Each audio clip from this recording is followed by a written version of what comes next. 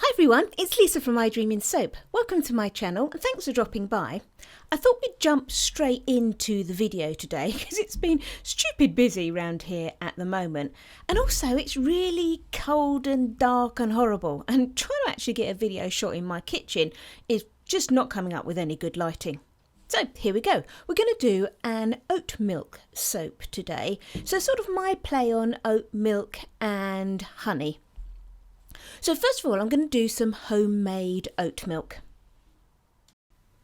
Now, you can buy oat milk from the grocery store, that's absolutely fine.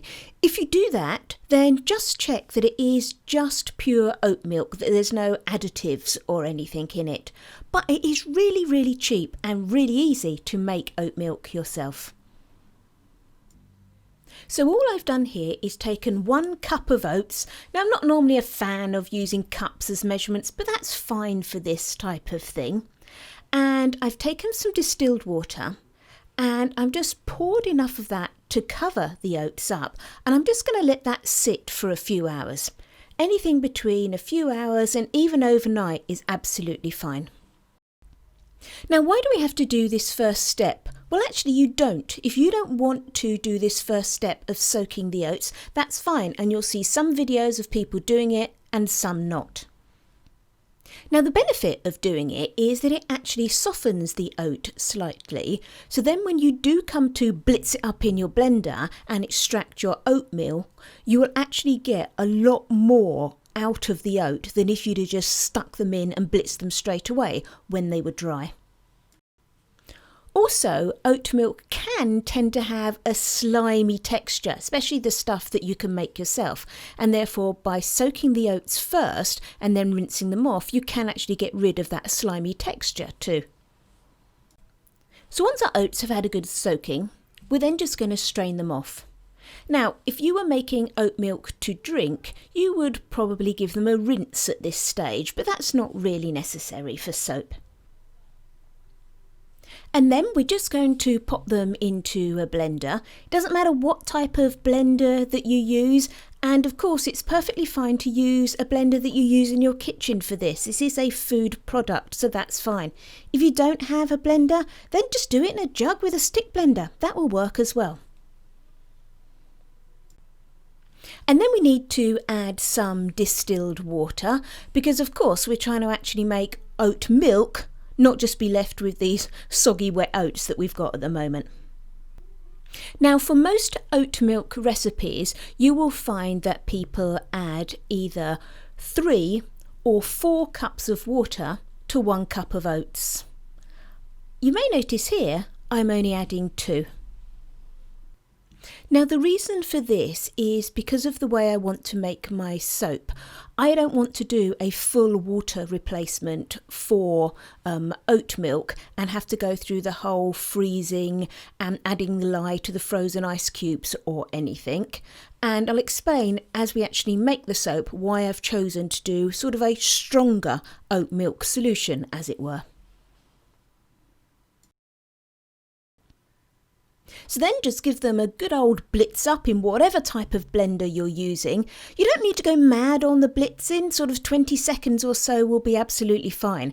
Again, if you over blitz and over blend them, they can go into that sort of weird slimy texture. So just a good quick blend will be great, and that'll be perfectly sufficient, especially if you've pre-soaked your oats. And then we just want to strain our oat milk because we don't actually want the bits of oats in the oat milk. There's no harm in them going there, but if you do put any oats in, the oats that you blend here really aren't going to be fine enough. You know, if you're thinking you could use them like colloidal oatmeal or anything like that, they're not going to be really fine enough for that. So it's best to take them out because you don't want any big chunks in your soap. There's nothing to say you couldn't eat them for your breakfast or something if you fancied doing that. So give your cloth or whatever you're straining through a nice squeeze to get all of that oat milk out, and then you're just left with those last little bits of oats, which you can do whatever you like with.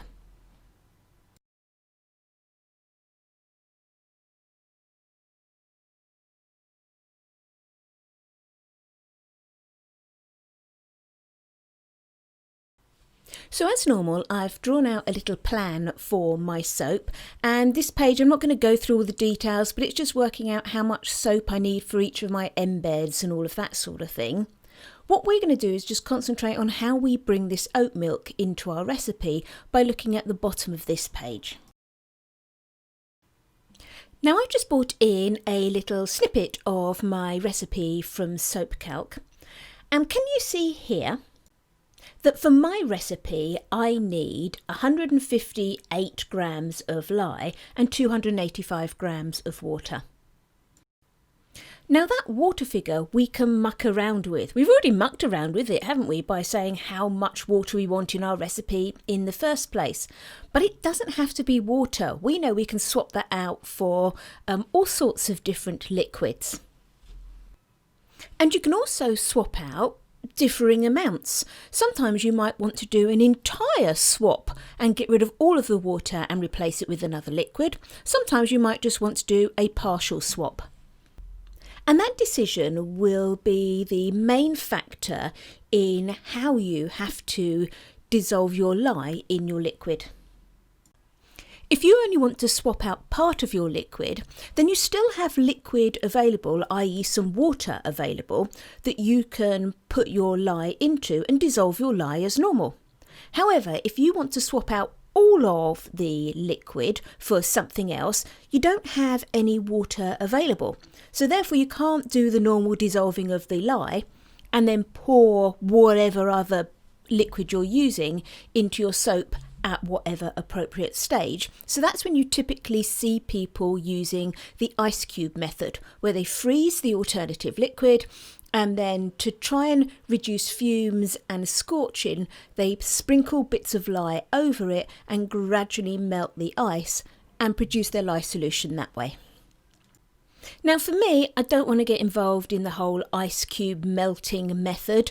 I have got another video coming up where I make a beer soap that I go through that method.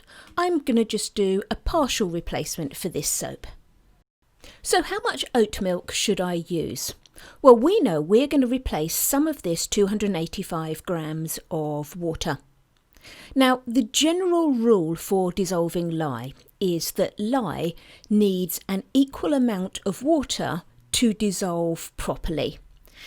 It's not 100% the case, but it's a good, nice, safe rule to stick to, so we're going to stick to it. So for my 158 grams of lye, I need to keep 158 grams of water. So if we go back to my calculations on my pad, can you see how I've split that out? My lye, 158 grams, my water, 158 grams, then the rest of that liquid, the balance of it, can be my oat milk at 127 grams. So let's make up our lye solution. So first of all, my distilled water to be weighed out. I keep my distilled water in the fridge so it's always nice and cold. I also always add sugar, some just plain sugar at a rate of 1 teaspoon per pound of oils. And the way I do this is I make up a simple syrup solution. So I just take normal plain sugar. I don't use powdered sugar or anything because that has anti-caking agents and things in. I just use normal sugar. I dissolve it in some water and I keep that as a syrup in my fridge. And I know the ratio that I've made that up in as well, so I know exactly how much syrup to add to get the amount of sugar that I need in my lye solution. I add the sugar for two reasons. Firstly, the addition of sugar does increase the bubbles, but this is only a tiny amount I'm adding. But secondly, a small amount of sugar added into your lye solution does help to keep your batter at a more fluid trace for a slightly longer amount of time. And then nothing unusual about the rest of the process, just weigh out my lye into a nice dry container and then add it to my water and stir it until it's dissolved.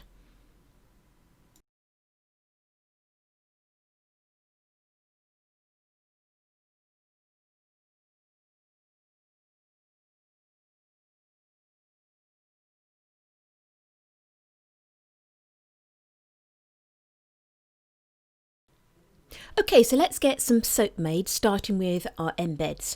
I'm going to make a honey pot and I'm going to use black gold for Mica Mama, and then also a milk bottle. So I'm going to use some titanium dioxide and a tiny touch of activated charcoal to give me a silvery colour top on my bottle. And my fragrance oil is Honey Wash from Gracefruit in the UK. Now, when I made my lye solution up a little while ago, I actually only made enough for my embeds because I'm going to make those today and then the rest of the soap tomorrow. And you may see with that lye solution that it's a fairly cloudy colour. And this is quite common. When you do a 50-50 lye water solution, the lye will be a more cloudy, more opaque colour. It won't necessarily go as clear as it does if you use more water. So don't worry about that too much. As long as you're sure that all your lye crystals have dissolved and you've got no chunky bits or anything, then you're going to be fine.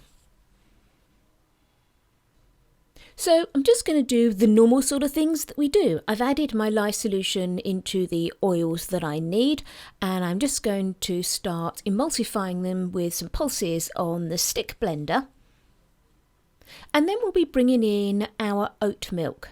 Now, if you remember earlier, I said I will say to you why I made a stronger oat milk up. Now, why I did that is because I wanted as much oat milk in my soap as I could get without having to go through the whole ice cube performance with my liquid. So by putting less water in the oat milk, it enabled me to have more water, as it were, in my lye solution. So I was able to do that 50-50 lye solution. Can you see how I sort of transferred some water over there?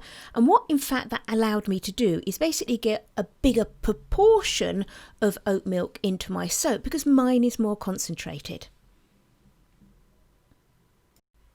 Another nice thing about doing it this way is that we add our milk into the batter at the trace stage.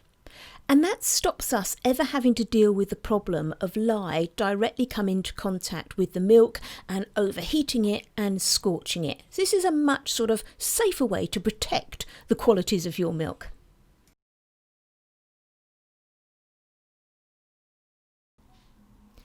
And then when I'm happy that everything's nicely combined, I'm going to weigh it out. I do need to weigh it in this instance because I need to have the right amount for each of the embeds I'm going to be doing. I've pre-dispersed the right amount of that black gold mica into some oils taken from my batch. I'm just going to add in the soap batter. And then the rest of it I'm just going to add some titanium dioxide to make it white for the milk bottle.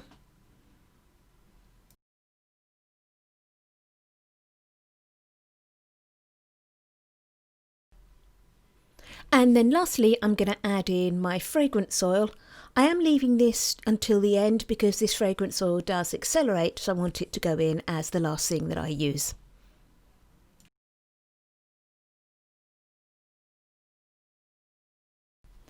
And then just bringing in my moulds. Now these are the bottle and the small honey pot moulds that I sell in my shop. I'll leave a link to that in the description below. And obviously you can use this bottle for milk bottles, wine bottles, all sorts of bottles.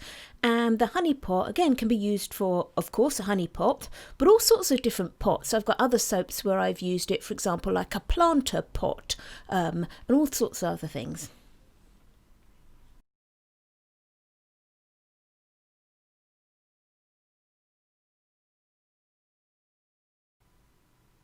So just adding my white batter to my milk bottle first of all. And I'll just leave that to set a little bit before I try and do the milk bottle top. So we'll then just go and add our fragrance oil to our honey pot colour and pour that into the honey pot.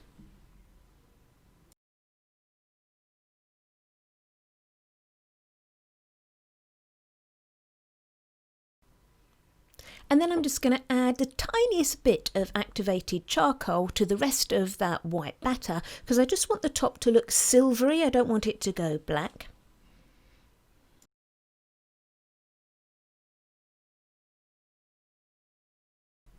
And then just add that what's now pretty thick soap batter to the top of that embed mould. The thickness isn't a problem at this stage because it's only a tiny amount that I need to add, and I'm going to smooth it all out at the end.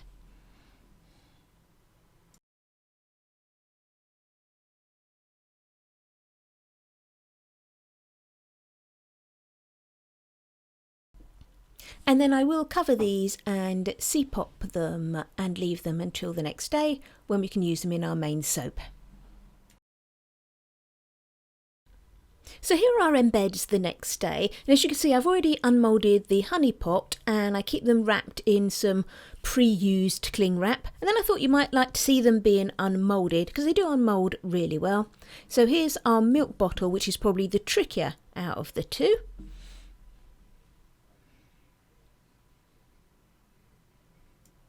So I just go round and loosen all the sides and the edges and then flip the embed mould up and then just push from the bottom. I don't try and turn the mould inside out or anything, just gently push and that embed will just pop out.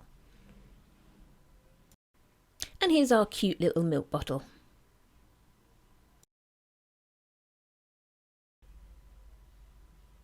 Okay, so let's make the rest of our soap. So we've got both of our embeds.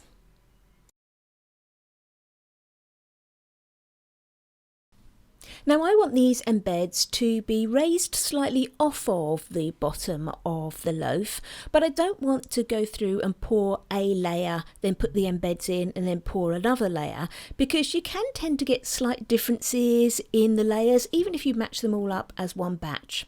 So the way I tend to do this is I cut the embeds as close to the size of my mould as possible, but then I get the little extra bits that I've trimmed off my embeds and I just chop those into little bits and I use those as wedges underneath the embeds to keep them off of the base, and that way you haven't got to worry about the embed sinking. These won't show up in your final soap because you cut these pretty thin and they will just literally come off in, you know, those little end bits that you slice off your soap when you cut it. They'll just be taken out as you take off those ends. I am going to measure out and prep the area for the milk bottle, but I'm just going to leave that one out at the moment so I can flow the soap batter underneath the honey pot and then pop the milk bottle in a bit later. So on to the body of the soap. Now I want to keep the main body of the soap just really plain so I don't detract away from the two embeds that I've got. So I'm just got my oils, my lye solution, again remember that reduced water lye solution, and the oat milk that I need for this section of my soap. And as it's a single colour soap, I'm just going to add my mica straight into my oils and disperse them that way.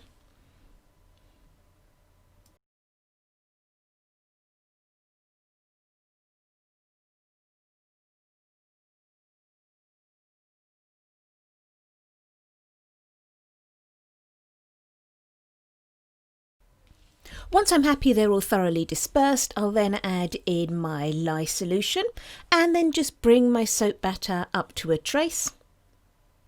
And once that's done, I'll add in my oat milk and then finally my fragrance oil, and then just pour it into the mould, carefully making sure that I get it around those embeds.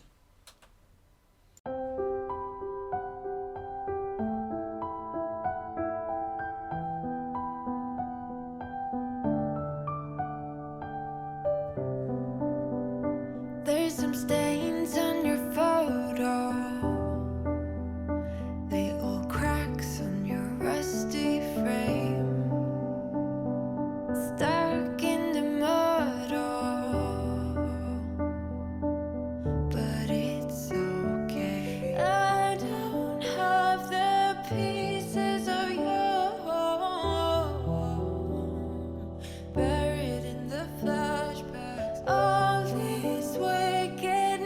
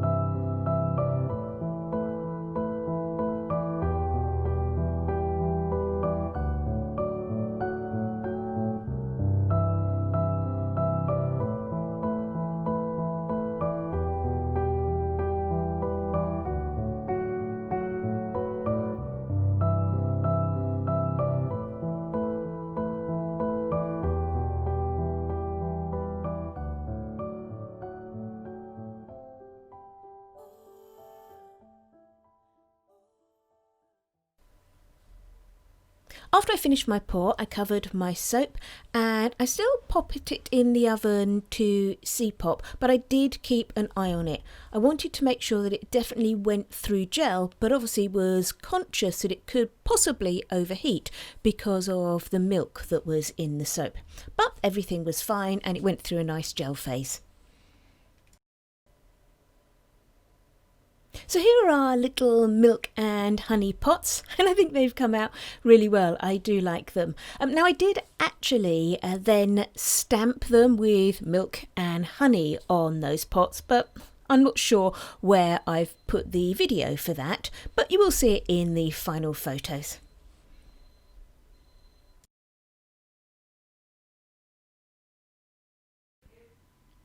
So here's our finished soaps all nicely stamped up. These soaps will be available on the website in my shop update on the 1st of January 2021. The embed moulds and stamps are available right now, but there will be lots of new tools and things in the shop update. I hope you like this soap and you've enjoyed the video. If you have, it'd be great if you gave me a thumbs up. If you want to see what I'm making in the future, why not subscribe to my channel? And if you've got any questions or comments, then please leave them in the comments section below. Thanks for watching everyone. Happy soaping!